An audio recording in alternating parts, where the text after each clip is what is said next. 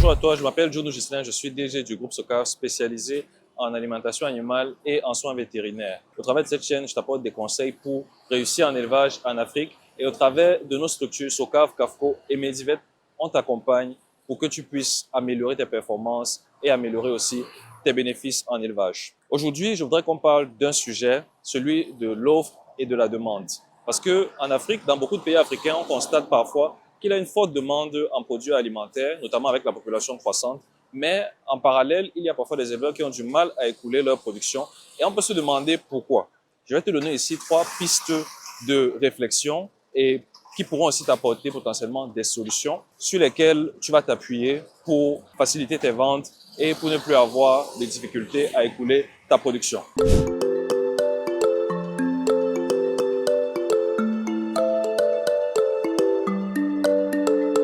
La première piste que je peux te donner ici, c'est la qualité des produits. Je suis ici devant un supermarché, par exemple, dans la ville de Douala, et les supermarchés comme celui-ci ont besoin de produits de qualité. Et si tu n'as pas des produits de qualité suffisamment élevés, tu ne pourras pas facilement écouler, notamment à ce type de clientèle. Mais pas que les supermarchés, même les boucheries, par exemple, dans les marchés, préfèrent aussi avoir une certaine qualité de produit parce que ça leur facilite également l'écoulement. Donc, ils vont aussi te demander de leur fournir cette qualité-là parce que derrière, c'est tout le monde qui y gagne. Donc, tu dois adapter ta qualité au marché sur lequel tu te trouves et en ayant une qualité meilleure de ta viande, notamment, tu pourras aussi faciliter tes ventes à ce segment de clientèle, mais aussi aux clients de façon générale parce que tous les segments de clientèle préféreront toujours une viande de qualité par rapport à une viande médiocre. Donc, veille bien à avoir la qualité dans ta production et ça passe par d'abord l'alimentation de qualité, le bon suivi, de bons soins vétérinaires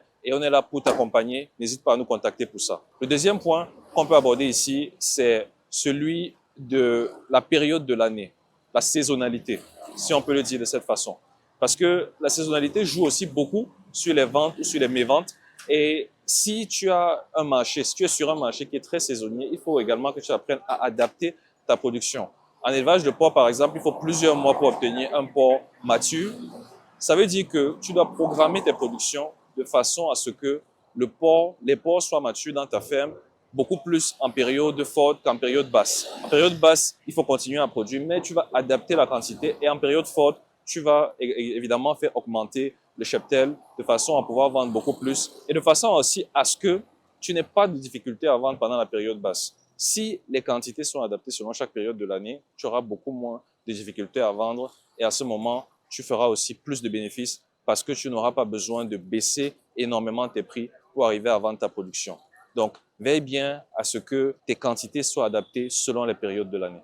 Si tu apprécies nos contenus et que tu veux nous encourager à en faire davantage, n'hésite surtout pas à t'abonner à la chaîne, à liker et à cliquer sur la cloche de notification pour ne rater aucune de nos futures vidéos sur comment réussir ton projet d'élevage en Afrique. Le troisième point, qui est d'ailleurs le point le plus crucial, c'est les points de vente. Sur le marché camerounais, par exemple, il y a des périodes pendant lesquelles on remarque sur certains produits qu'il y a de la viande en brousse dans les fermes, dans les zones reculées, mais il n'y a pas de viande au marché. C'est pour ça que c'est important de faire des points de vente qui vont te permettre d'écouler ta marchandise. Étudie bien ton marché et si tu remarques que à certaines périodes, il y a un manque, alors que tu as du produit, pense à faire des points de vente.